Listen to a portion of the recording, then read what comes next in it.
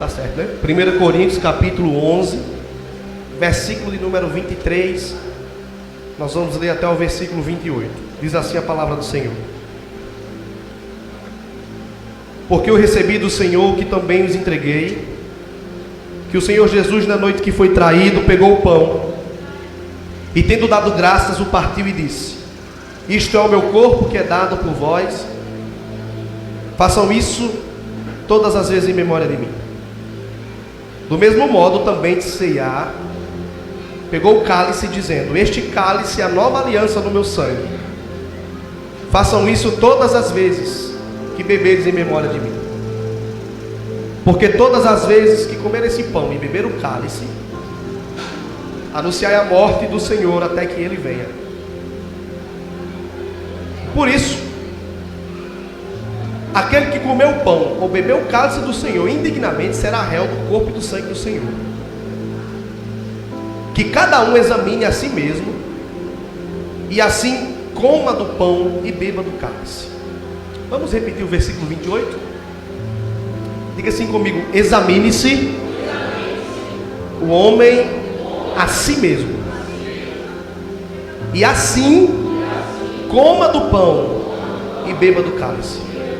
Pois quem come e bebe sem discernir o corpo, preste atenção, pois quem come e bebe sem discernir o corpo, é que come e bebe para a própria condenação, e come e bebe juízo para si. 30. E por isso que há entre vós muitos fracos e doentes, e muitos que já dormiram. Porque se julgássemos a nós mesmos, não seríamos julgados. Mas quando julgados, somos disciplinados pelo Senhor, para não sermos condenados com o mundo. Diga graças a Deus. Coloque a mão no seu coração, diga: Senhor Jesus, preparado está meu coração para ouvir a tua palavra. Você pode aplaudir o Senhor?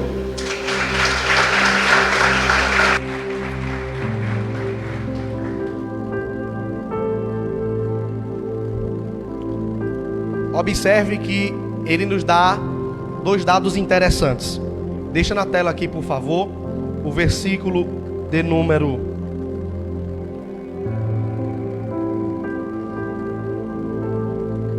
28 e o 29.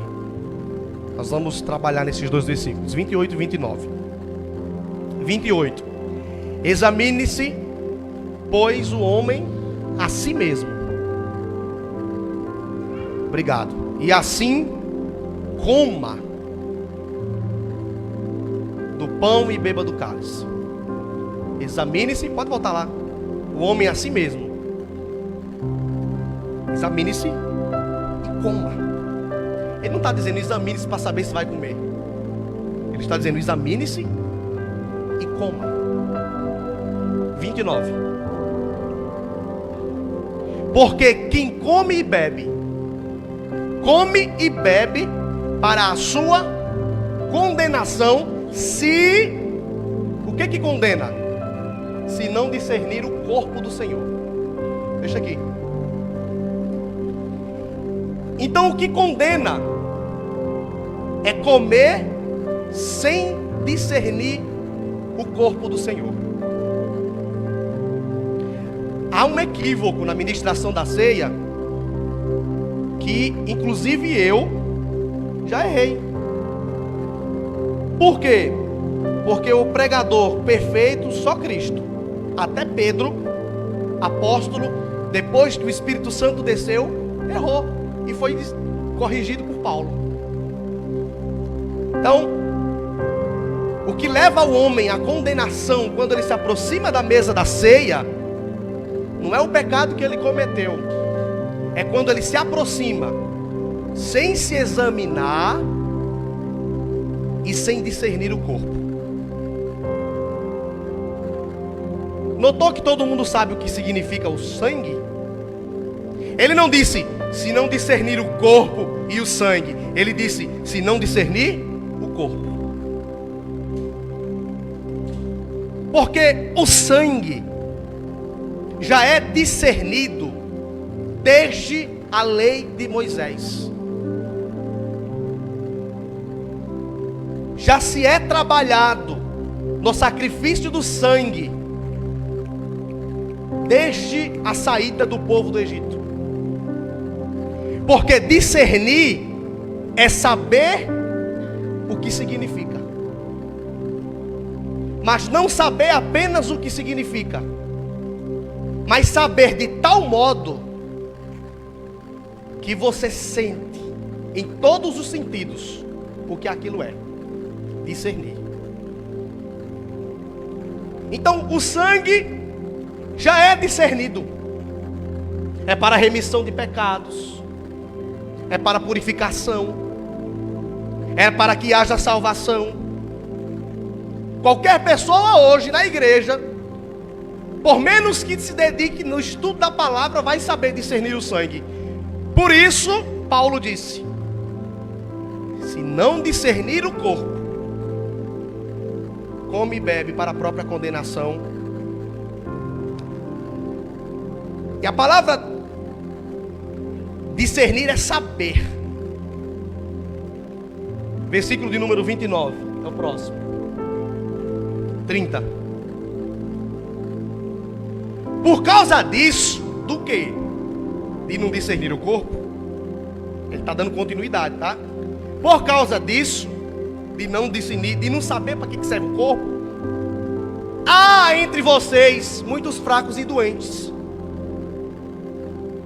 Em outras palavras, ele está dizendo, se vocês soubessem o que o corpo significa, não tinha tanta doença no meio da igreja, não tinha tanta gente fraca no meio da igreja. E ele ainda vai ser mais profundo, ele vai dizer, e por que não sabe para que serve o corpo? Muitos morreram. 31. Mas, se nós nos julgássemos a nós mesmos, não seria julgado. 32. Quando, porém, somos julgados pelo Senhor, somos corrigidos para não sermos condenados com o mundo. Pode tirar. Eu não estou dizendo que você pode pecar ou fazer o que bem entende e depois tomar a ceia. Porque quem peca deliberadamente e se aproxima da mesa, nunca discerniu o corpo.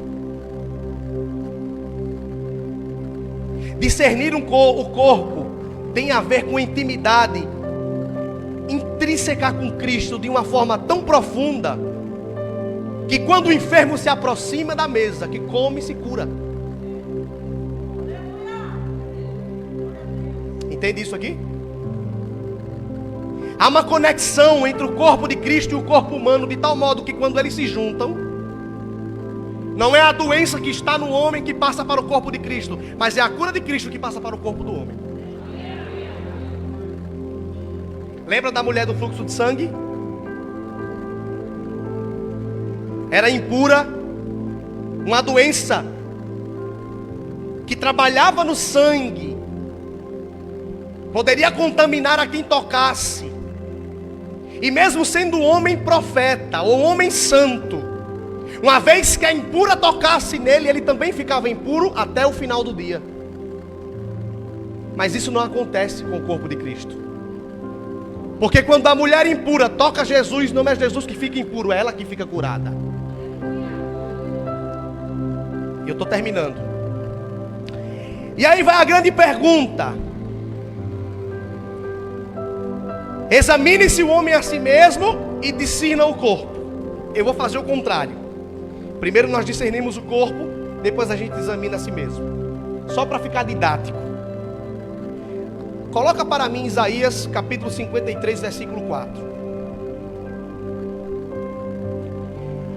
Então, para que serve o corpo? Porque se você toma a ceia e não sabe para que serve o corpo, você está tomando indignamente. Agora você vai saber, aí não vai mais ser indignamente, eu vou dizer. Isaías 53, 4.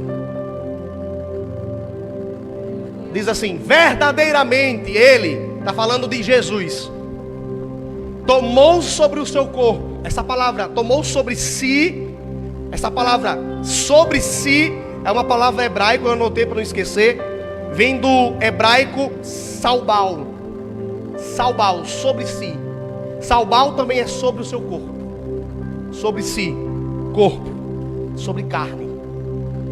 E Ele tomou sobre o seu corpo. Lembre-se que esta profecia de Isaías só se cumpriu quando a Santa Ceia foi estabelecida. Quando Jesus morre, é crucificado, é sepultado e ressuscitado. Então Ele fala intrinsecamente da mesa da ceia. Ele tomou sobre o seu corpo as nossas enfermidades. Por que que quando a gente não sabe para que serve, a gente fica doente? Porque o corpo serve para enfermidade.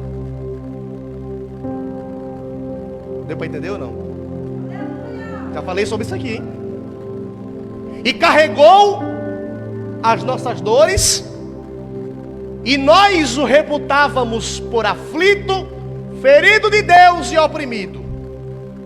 Então Ele tomou sobre o seu corpo as nossas enfermidades, as nossas dores.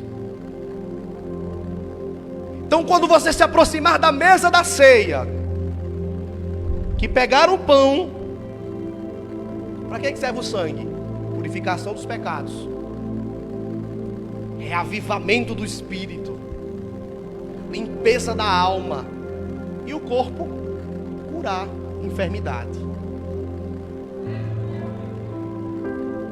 Curadores, porque sobre o corpo Ele levou as nossas enfermidades. Ok? Pode tirar. Então é importante celebrarmos a ceia do Senhor corretamente.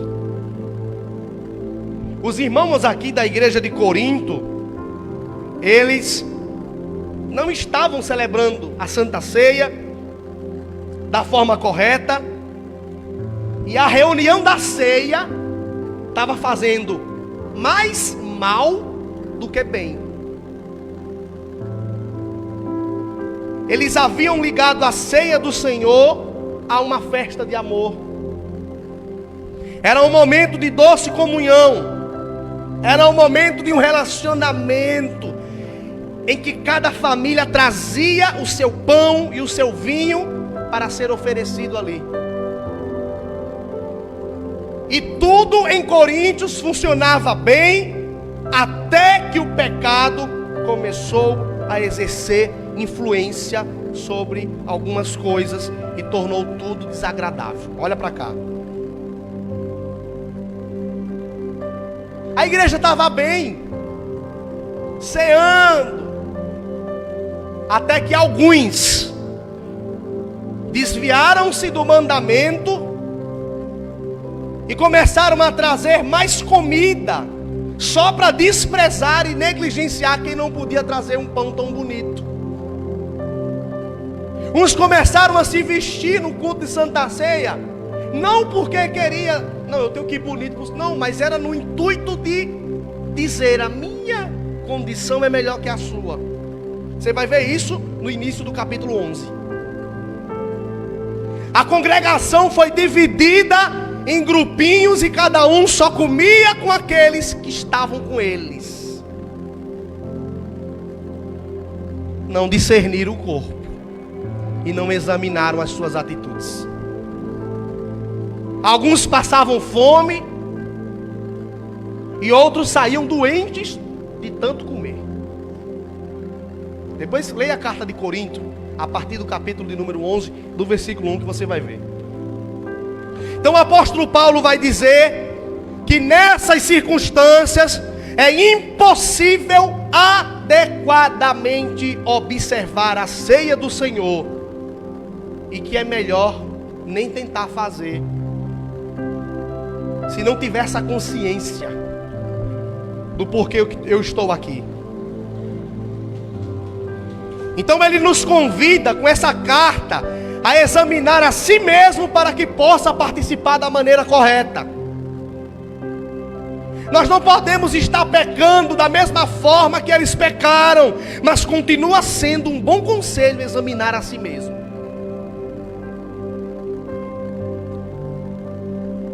Por que a gente deve examinar a si mesmo? Primeiro, porque é mais fácil julgar o outro do que julgar a nós. Então, o momento da ceia, no discernir do corpo, saber para que o corpo significa, o que o sangue significa, é olhar para você e dizer: que eu fiz isso, isso e isso da última Santa Ceia para cá. Trazer à memória quem você é de verdade. Não quem você quer passar. Aqui eu sou o que eu quiser. Aqui eu sou o Rivaldo que não pega, que não pensa maldade, que não fala da vida dos outros, que não chama palavrão. Aqui eu posso ser quem eu quiser ser, mas diante da mesa não.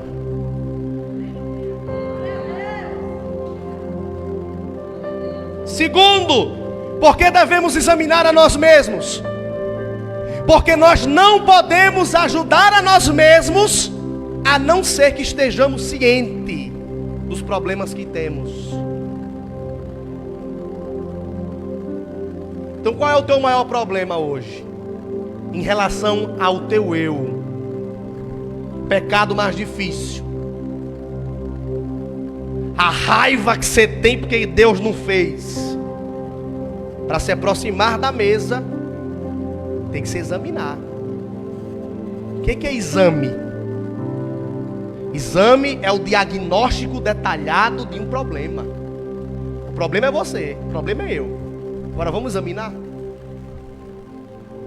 Terceiro, porque Deus nos julgará se nós não nos examinarmos. Quando você se examina e diz: fulano não era para estar ali tomando Santa Ceia não, e você era? Santa Ceia não é o momento de você olhar para o que fulano foi tomar. Santa Ceia é para você olhar para você. Deixa fulano, examine você e se aproxime da mesa. Porque se você olhar fulano, quem vai julgar você e disciplinar você é Deus. E Deus sabe. Então é melhor você examinar você. E a Escritura diz isso, que Deus irá nos julgar se a gente não se examinar. O versículo 30 ao 32 aqui de 1 Coríntios 11, não precisa botar não. Os cristãos de Corinto estavam doentes e fracos por causa do abuso. Porque queriam ser melhor do que os outros. Porque achavam que o que eles faziam era melhor do que o que todo mundo fazia. Porque achavam que tinham mais direito na mesa do que o outro irmão.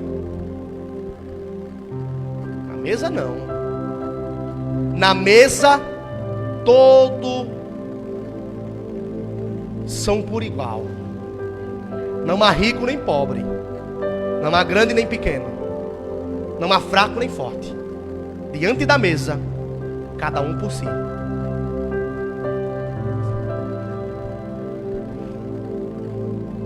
E quando a gente não se examina, Deus usa, escute isso aqui, escute, Deus usa de medidas drásticas, mas é para o teu próprio bem, para disciplinar.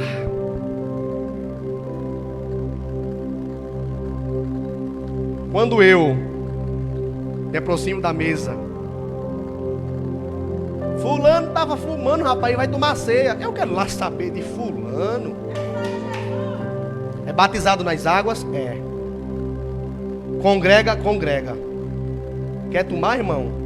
Eu acho que eu devo. Fica à vontade. Não tem nada a ver. É cada um por si. É individual. E Deus nos deu a mesa do Senhor como um meio de levar as nossas vidas para uma reflexão. Por que devemos examinar a nós mesmos? Não é para excluir. Eu estou me examinando, rapaz, eu cometi um pecado hoje. Não não vou para a mesa não. Jesus disse: aquele que não comer do meu corpo e não tomar do meu sangue, não tem parte comigo. O teu pecado, que não é imputado, não pode te afastar da mesa. Agora, o pecado planejado, desejado, arquitetado, que a Bíblia chama de iniquidade, te torna crucificador de novo de Cristo, quando você se aproxima da mesa. Porque pecar, quando eu planejo, na área do direito tem um nome que se dá quando você planeja um crime. Eu só não lembro qual é.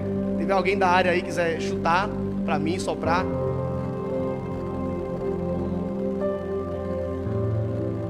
Não entendi não, mas é isso aí. Então tem gente que peca e ele mesmo planeja. Eu vou planejar isso aqui para no dia do culto eu não ter que ir. Aí, não tem parte com Cristo. Mas aquele que peca, sei lá, aconteceu alguma coisa, você perdeu o controle e na hora foi, você acabou falando mesmo e disse e fez, mas não foi planejado.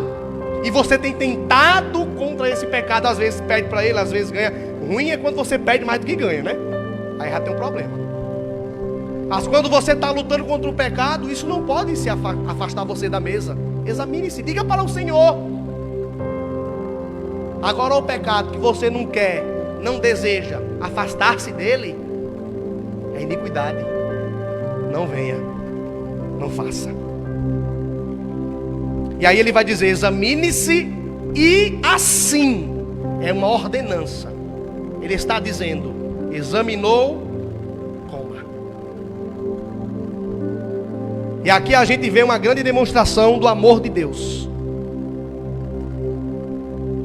A gente vê uma demonstração do que é a representação da ceia. E é por isso que você não pode faltar nesse culto. Tem gente que fica meio doente e não vou para o culto não. Se for para o Santa Ceia, venha. Venha doente, só não venha se for Covid. Aí tu fica em casa, eu levo a Santa Ceia lá na tua casa. Mas se for uma doença que você pode ficar no cantinho, ó, tem espaço aqui, tem espaço ali, venha, senta ali no cantinho, fique na sua, quieto. Mas participe da ceia. Segundo, o que é que a gente procura no autoexame? Primeiro, os irmãos de Corinto se fizeram indignos por causa do egoísmo.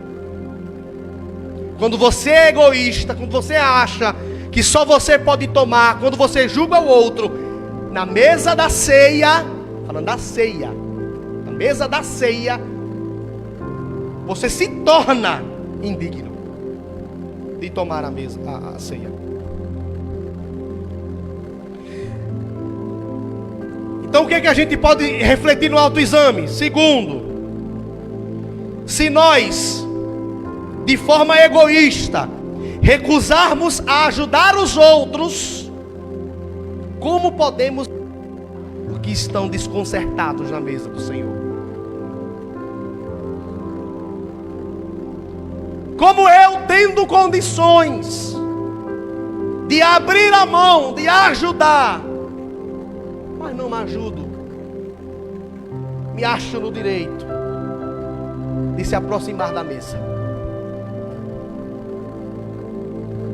Se não queremos levar a carga uns dos outros, como podemos contemplar o portador do pecado? Você já parou para pensar que você não quer conviver, ajudar uma pessoa porque ela dá muito trabalho, mas quer viver com Jesus? Pensa que viver com Jesus é tudo felicidade?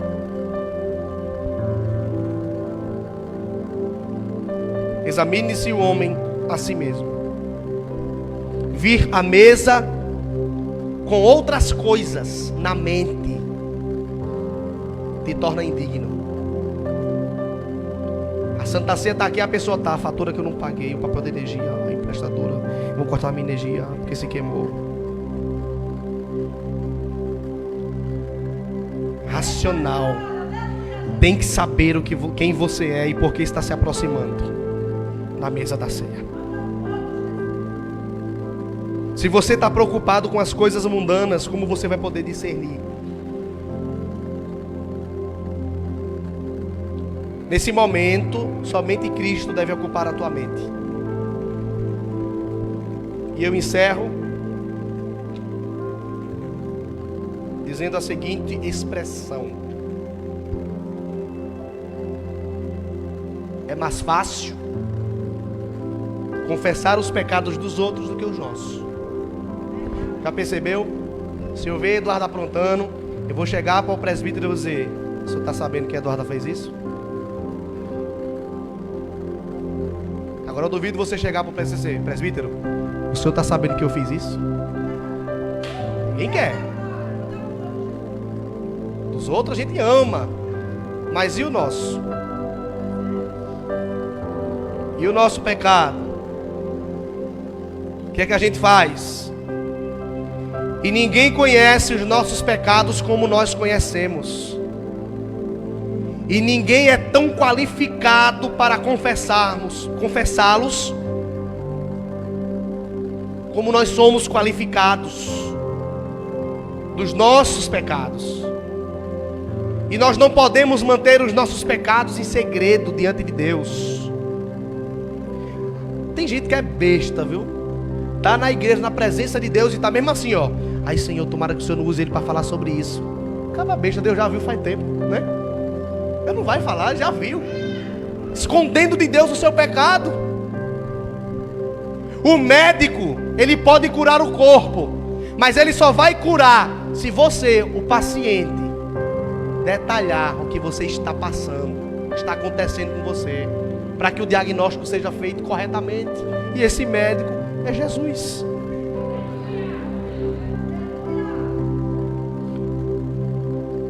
Arrependimento não é apenas sentimento, é mudança de atitude.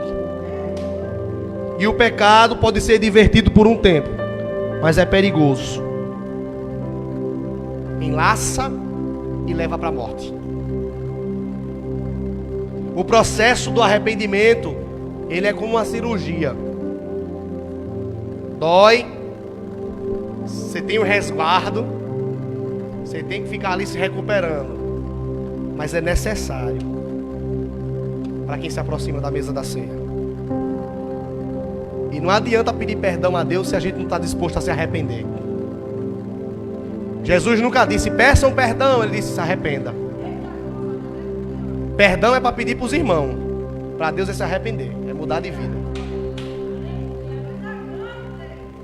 E eu quero encerrar, e agora eu vou encerrar, porque diz que o pregador quando vai encerrar não encerra, mas eu vou encerrar agora. 1 João capítulo 1, versículo do 8 a 9, a Bíblia diz que Deus vai perdoar se o arrependimento for sincero.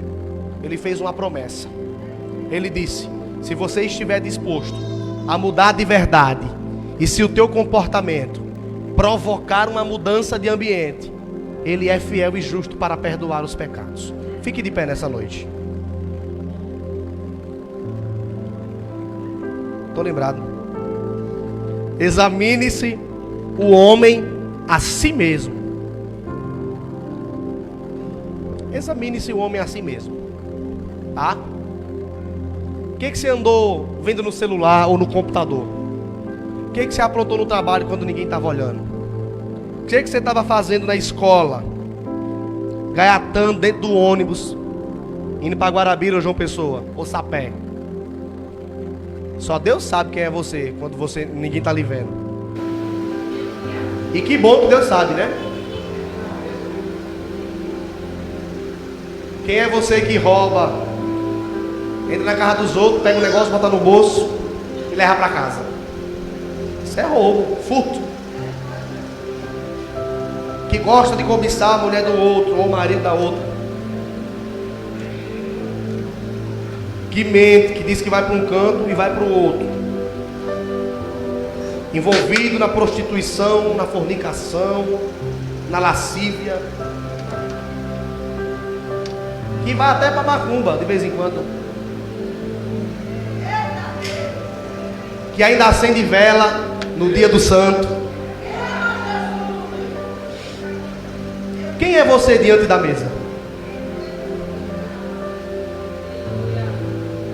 Quando você se aproxima da mesa, você vai sair do seu lugar, ou quando o irmão que vai servir estiver se aproximando, você está vendo que ele está chegando perto de você, você já vai dizendo: Jesus, ó, é isso aqui, é isso aqui, isso aqui, eu fiz isso aqui, e eu sou desse jeito. E aí coma.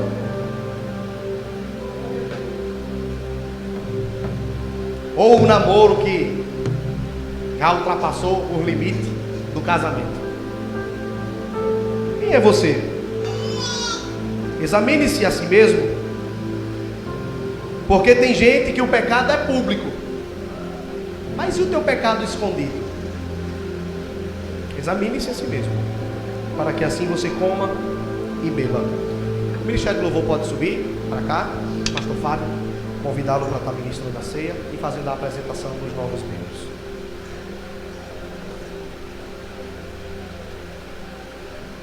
Amém, igreja? Amém. Graças e paz a todos. Amém. Que culto maravilhoso, né?